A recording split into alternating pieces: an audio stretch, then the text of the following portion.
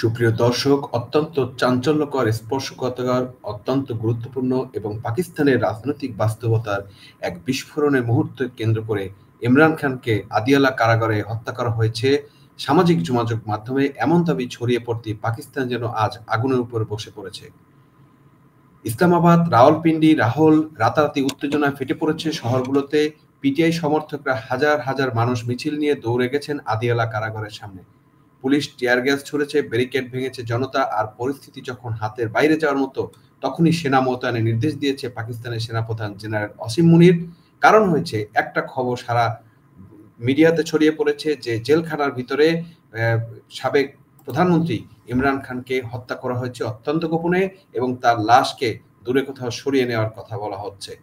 আমরা একটু নিউজটাকে দেখি। ইমরানকে কি জেলে হত্যা করা হলো? পাকিস্তানে অস্থিরতা।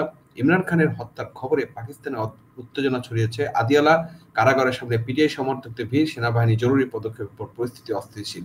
এখানে দেখেন যে খবরটা কিভাবে ছড়িয়ে পড়লো, সেই খবরটা কিন্তু বলছে যে শনিবার সন্ধ্যার পর থেকে বিভিন্ন টুইটার, এক্স অ্যাকাউন্ট, ফেসবুক পেজে দাবি করা হয় ইমরান খানকে কারাগারে গোপনে হত্যা করা হয়েছে এবং সরকার ঘটনাটি ধামাচাপা দিতে চাচ্ছে। এই ঘটনায় আফগান টাইমস পত্রিকায় স্বীকার করে বলা হয়েছে যে ইমরান খানকে জেলের ভিতরে হত্যা করা হয়েছে। যদিও সরকারি কর্তৃপক্ষ তাৎক্ষণিকভাবে এই দাবি ভিত্তিহীন, মিথ্যা বলে উল্লেখ করেছেন, তবু পিটিআই সমর্থকদের মধ্যে ক্ষোভ এবং উত্তেজনা আরো বাড়তে থাকে। দর্শক, এই ছিল মোটামুটি আপনার এই ইমরান খানের এই খবরের ব্যাপারটা। আমরা একটু বিশ্লেষণ করতে চাই আসলে এই ঘটনাটা কেন হলো এবং এর ঘটনার পরিপ্রেক্ষিত কি, এটা কি সত্য না মিথ্যা, এবং সত্য হলে কি, মিথ্যা হলে কি। আমরা এখানে আলোচনা করব এই খবর কিভাবে ছড়ালো, কেন পরিস্থিতি এত দ্রুত ভয়াবহ হলো, সেনাবাহিনীর জরুরি বৈঠক পিছনে আরো কিছু কি ঘটছে, পিটিআই নেতারা কি সত্যি বলছেন, সরকারের পাল্টা বিবৃতি কেন এবং বিবৃতিতে কি আছে, মিডিয়া ব্ল্যাকআউট এবং সামাজিক অস্থিরতার প্রভাব কি হচ্ছে, পাকিস্তানের ভবিষ্যৎ কোথায় যে দাঁড়াচ্ছে।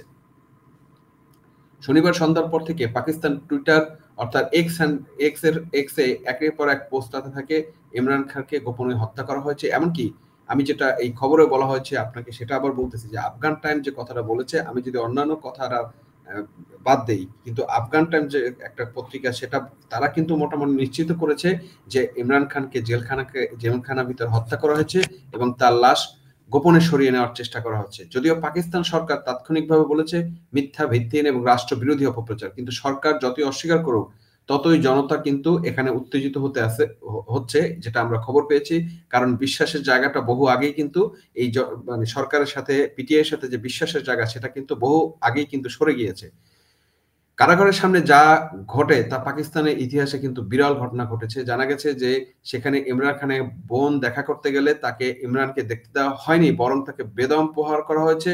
এই খবরটা, এই যে ইমরানকে হত্যা করা হয়েছে, এই সংবাদটাকে কিন্তু আরো জোরালো করছে এবং এর মাধ্যমে কিন্তু আরেকটা জিনিস প্রমাণ হয় যে ইমরান খানকে যে হত্যা করা হতে পারে বা হয়েছে, এটা কিন্তু মোটামুটি প্রমাণিত হয়। এই কারণ যে ইমরানের বোন যেহেতু গিয়েছে, যেহেতু তাকে দেখতে দেওয়া হয়নি, সেই ক্ষেত্রে এরকম ঘটনা হতে পারে। কারণ যদি জীবিত থাকতো তাহলে তো তাকে দেখতে দেওয়া হতো, এবং পরিস্থিতি যদি এরকম হয়, এই ক্ষেত্রে তো তার আত্মীয়-স্বজন কাউকে না কাউকে ইমরানের সাথে দেখা করতে দেওয়া উচিত। বিক্ষোভকারীরা কিন্তু ব্যারিকেড ভেঙে ফেলছে এবং সামনে আগানোর চেষ্টা করছে। পুলিশও কিন্তু ব্যবস্থা যথেষ্ট পরিমাণ নিছে। একজন কারাগার কর্মকর্তা কিন্তু স্থানীয় গণমাধ্যমকে জানিয়েছেন, আমরা এমন পরিস্থিতি আগে দেখিনি, জনতা বাড়ছে এবং ঝুঁকিও বাড়ছে। দৃশ্যটা এমন যে 2023 সালের 9 মের মতো আবার ফিরে আসছে। 2023 সালের 9 মে যেরকম সারা পাকিস্তান জুড়ে এবং কারাগারগুলোতে যেভাবে পিটিআই এর সাথে আন্দোলন নেমেছিল এবং পুরো পাকিস্তানকে কাঁপিয়ে দিয়েছিল, সেই অবস্থাটা কিন্তু আবার তৈরি হচ্ছে। এখন এদিকে কি হচ্ছে, আপনার সেনা মোতায়েন এবং এই যে ভিতরে যে এটা হচ্ছে, এই নিয়ে কিন্তু পাকিস্তানের সেনা সরকার এবং সেনা প্রধান বা সেনা কর্মকর্তারা কিন্তু জরুরি বৈঠকে বসছে এবং সেখানে সিদ্ধান্ত নেওয়া হয়েছে যে আদিয়ালা কারাগারের চারপাশে সেনা মোতায়েন করা হবে, এলাকাকে রেড জোন ঘোষণা করা হবে, পিটিআই নেতাদের চলাচল নিয়ন্ত্রণ করা হবে এবং সোশ্যাল মিডিয়া কঠোর নজরদারি করা হবে। এটা কোনো সাধারণ পরিস্থিতি কিন্তু না দর্শক। এই ঘটনা যদি হয়ে থাকে, এটা কোনো স্বাভাবিক পরিস্থিতি না। এটা রাষ্ট্রের ভিতরে যে গভীর একটা সংকট তৈরি হয়েছে বা পাকিস্তানের ভিতরে আসলেই গভীর একটা ঘটনা ঘটে গেছে, তারই কিন্তু একটা বহিঃপ্রকাশ আমরা বলতে পারি। সরকার যেখানে বলছে যে সরকার যে বয়ান দিচ্ছে সেটাতে যে ইমরান জীবিত আছে, এবং এই পিটিআই এর ভিতরে একটা গ্রুপ যেটা আছে, যে সরকার তারা চাচ্ছে যে ইমরানকে শহীদ বানানো এবং তাকে শহীদ বানিয়ে চিরস্থায়ী নেতা বানানো, এরকম একটা কথা তারা বলার চেষ্টা করছে। এবং সরকার এটাও বলছে যে এটা রাষ্ট্রবিরোধী ষড়যন্ত্র। পিটিআই নেতৃত্ব এটাকে পরিষ্কার পাকিস্তানের সবচেয়ে বড় গোপন অপারেশন বলে দাবি করেছে। তারা প্রশ্ন তুলছে যে ইমরান খান যদি সত্যি সুস্থ থাকেন তাহলে কেন লাইভ ফুটেজে সাম্প্রতিক ছবি প্রকাশ করা হচ্ছে না? তাদের এই দাবিটা কিন্তু আমরা যৌক্তিক মনে করি এ কারণে যে ইমরান খান, আমি একটু আগে যে কথাটা বললাম, যদি ইমরান খান জীবিত থাকতো বা জীবিত থাকে তাহলে তার যেহেতু রিলেটিভ গেছে, তার বোন গিয়েছে দেখতে, তাকে কিন্তু দেখতে দেওয়া উচিত ছিল এবং তার বোন কিন্তু এসে বলতে পারতো যে ইমরান খানের আসল অবস্থা কি। পাকিস্তানে আগে হামলা হয়েছে ইমরানের উপরে, তার সমর্থকদের মনে ভয় যে সেটা আবার হলো কিনা। আগে তো বাইরে হয়েছে, এখন জেলখানার ভিতরেই তাকে মেরে ফেলাটা হচ্ছে কিনা। এখন এই যে খবরটা ছড়ালো, এর ভয়াবহতা কিভাবে ছড়ালো সেটা যদি আমরা দেখি তাহলে দেখতে পাই যে এটা ৩টা কারণ আছে। একটা হচ্ছে জন আস্থা সংকট, বিচার ব্যবস্থা, সেনাবাহিনী, জনগণের উপর আস্থা নাই। ২ নম্বরে আমরা যেটা বলতে পারি যে রাজনৈতিক অনিশ্চয়তা। ইমরান খানের এস্টাবলিশমেন্ট এবং ইমরান খানের সাথে যে সেনাবাহিনী যে এস্টাবলিশমেন্টের মধ্যে যে সংঘাত, সেইটা সংঘাত কিন্তু পাকিস্তানের রাজনৈতিক অস্থিরতাকে একটা চরম পর্যায়ে নিয়ে গেছে। সোশ্যাল মিডিয়ার ব্ল্যাকআউট এবং বিভ্রান্তি, এই ৩টা কেন হলো? হঠাৎ করে সোশ্যাল মিডিয়া কেন এটাকে সোশ্যাল মিডিয়া কেন ব্ল্যাকআউট হলো? ইন্টারনেট স্লো হওয়ার তথ্য, ভুল তথ্য কয়েক গুণ কিন্তু বেশি ছড়ায়। এই কারণে এটাই আজকে বিশ্বের একটা কঠোর বাস্তবতা যে ইন্টারনেটের মাধ্যমে যদি ছড়ায় সেটা কিন্তু ব্যাপক আকারে ছড়িয়ে যায়। ইমরান খান শুধু পাকিস্তানের নেতা নন, তিনি আন্তর্জাতিক একটা বড় রাজনৈতিক চরিত্র। যুক্তরাষ্ট্র, ইউরোপ এবং সৌদি ব্লক এবং চীন সবাই তাকে নিয়ে কিন্তু একটা হিসাব নিকাশ করে। তাই হত্যা বা হত্যার গুজব যেটাই হোক, দুটাই কিন্তু ভয়াবহ পরিস্থিতি তৈরি করবে। আন্তর্জাতিক মিডিয়া যেমন আল জাজিরা, বিবিসি, রয়টার্স ইতিমধ্যেই এই বিষয়গুলো নিয়ে নজর রাখছে বা তারা কিন্তু প্রতিনিয়ত খবর সংগ্রহ করার চেষ্টা করছে বা আপডেট দেওয়ার চেষ্টা করছে। বন্ধুরা, পাকিস্তান আজ ৩টি সম্ভাব্য পথে দাঁড়িয়ে আমরা যেটা দেখতেছি, যদি আমরা বিশ্লেষণ করি, একটা হচ্ছে যে সরকার ভিডিও প্রকাশ করে পরিস্থিতি শান্ত, যদি এটা গুজব হয় তাহলে ভিডিও প্রকাশ করে পরিস্থিতি শান্ত করার চেষ্টা করতে পারে। কিন্তু যদিও এখানে কিন্তু কিছুটা আস্থার সংকট থাকবে, তবুও এটা করা দরকার। ২ নম্বরে যেটা গুজব দমন করা হচ্ছে বা পরিস্থিতি আরো উত্তপ্ত হবে, এই যে আমি যদি এটা গুজব হয়, সেই গুজবটাকে যদি আসলে দমন নিপীড়নের দিকে যায়, এটা কিন্তু কোনো জিনিসটাকে ক্লিয়ার না করে যদি যায় তাহলে কিন্তু সেইটা আরো বাড়তে থাকবে। এতে দেশের অস্থিরতা, কারফিউ, জরুরি অবস্থার দিকে আরো যেতে পারে। সেনাবাহিনী কঠোর অবস্থান নিতে পারে যদি এটা নেয়। আভ্যন্তরীণ রাজনীতি দীর্ঘমেয়াদী একটা প্রভাব যেহেতু আছে সেনাবাহিনীর, সেটা অনুযায়ী তারা নিতে পারে। পিটিআই এমন একটি দল যারা ইমরান নামটির উপরে দাঁড়িয়ে তার হত্যার গুজব তাদের জ্বালিয়ে দেওয়ার জন্য কিন্তু এটা যথেষ্ট। বাংলাদেশে যেমন শেখ হাসিনার উপরে একটা আঘাত মানে তার কর্মীদেরকে কিন্তু জীবন বাজি রেখে যুদ্ধ করার মতো পরিস্থিতি নিয়ে যাবে, সেরকম ইমরান খানের কর্মীরা কিন্তু সেম।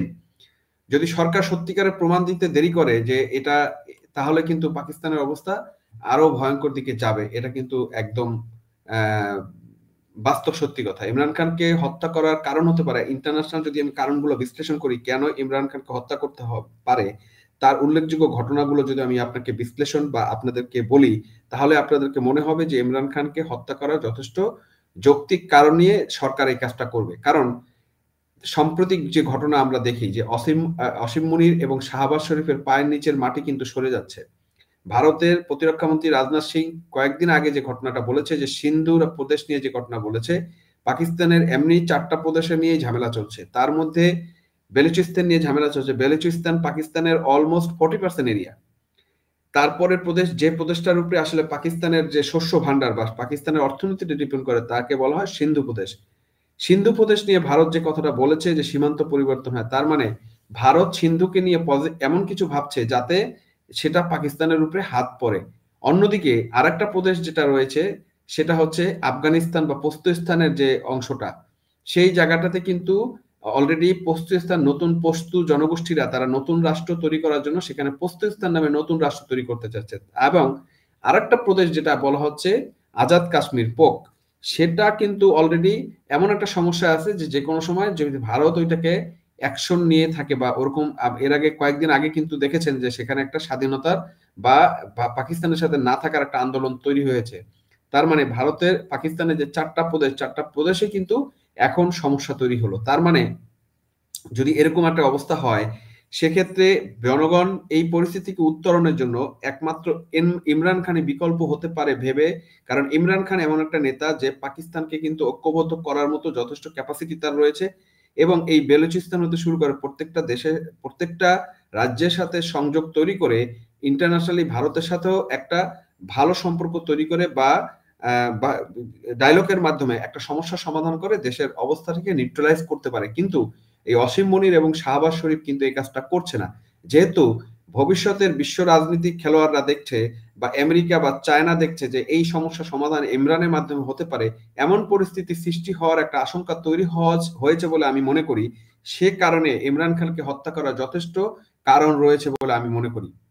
সুতরাং এই ইমরান খানকে যে হত্যা করেছে এই কথাটা এখনই আমরা উড়িয়ে দিতে পারছি না। বন্ধুরা, আজ পাকিস্তানের প্রতিটি মুহূর্ত রাজনৈতিক ইতিহাসে এক একটি অধ্যায় হয়ে থাকবে। ইমরান খানের ব্যাপারে সত্য কি তা আগামী 24 ঘন্টা কিন্তু আমরা জানতে পারবো। কিন্তু গুজবের এই তীব্রতা, সেনা মোতায়েনের বিক্ষোভ সবকিছু একটা কথা মনে করে দিচ্ছে, পাকিস্তানের রাজনৈতিক সংকট এখন আর রাজনীতি নেই, এটা জাতীয় নিরাপত্তা সংকটে পরিণত হয়েছে। এখন এই যে জায়গাগুলো আমরা আপনাদেরকে বললাম, পুরো জিনিসটাকে আমরা বিশ্লেষণ করার চেষ্টা করলাম দর্শক। ইমরান খানকে যদি সত্যিকারেই হত্যা করা হয় তাহলে আমরা মনে করব পাকিস্তানের মানে অবিসাংবিধানিক এক নেতাকে হত্যা করা হয়েছে এবং যার মাধ্যমে পাকিস্তান যে আজীবন একটা জঙ্গি রাষ্ট্র, একটা সন্ত্রাসী রাষ্ট্র হিসেবে থেকে যাবে আরো বেশ কিছু কয়েক বছর বা কয়েকশো বছর বা কয়েক দশক, সেটা কিন্তু সেই পথে কিন্তু হাঁটছে। তার মানে পাকিস্তান এখান থেকে উত্তরণ, প্লাস পাকিস্তান যে ভবিষ্যতে একটা অর্থনৈতিক উন্নয়নশীল বা উন্নত কান্ট্রির দিকে যাবে সেরকম কোনো নমুনা কিন্তু আমরা দেখছি না।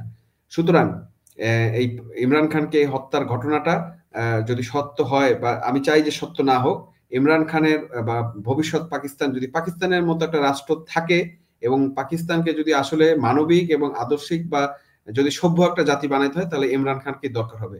সুতরাং আমরা চাই যে ইমরান খান জীবিত থাকুক এবং ভবিষ্যৎ পাকিস্তানকে নেতৃত্ব দিক। যদিও পাকিস্তান সম্পর্কে আমাদের একটা আছে, অ্যালার্জি আছে, এবং পাকিস্তান এখন বাংলাদেশে যে কাজটা করছে এবং যুদ্ধাপরাধীদের যে সাপোর্ট দিচ্ছে তাতে কোনো রকমের পাকিস্তানকে সাপোর্ট দিব না। কিন্তু ইমরান খান ব্যক্তি হিসাবে বা তার নেতৃত্ব হিসেবে এবং সে বাংলাদেশের স্বাধীনতার ব্যাপারটা নিয়ে যে পজিটিভ কথা বলছে সেই জন্য অবশ্যই তাকে সাপোর্ট দিব যে সে ভবিষ্যৎ পাকিস্তানের রাজনীতিতে আসলে অন্তত বৈরিতার একটা জায়গা থেকে ভারত বাংলাদেশ পাকিস্তান বাংলাদেশ হয়তো সব পক্ষ বের হতে পারবে। তো এই ছিল দর্শক আজকের ব্যাপার। দেখা যাক ইমরান খানকে হত্যা করা হয়েছে এটা কি সত্য নাকি মিথ্যা। ইনশাল্লাহ হয়তো বা আগামী 24 ঘন্টার মধ্যে এটা জানা যাবে। ধন্যবাদ আমাদের সাথে থাকার জন্য। চ্যানেলটি সাবস্ক্রাইব করবেন এবং শেয়ার করবেন।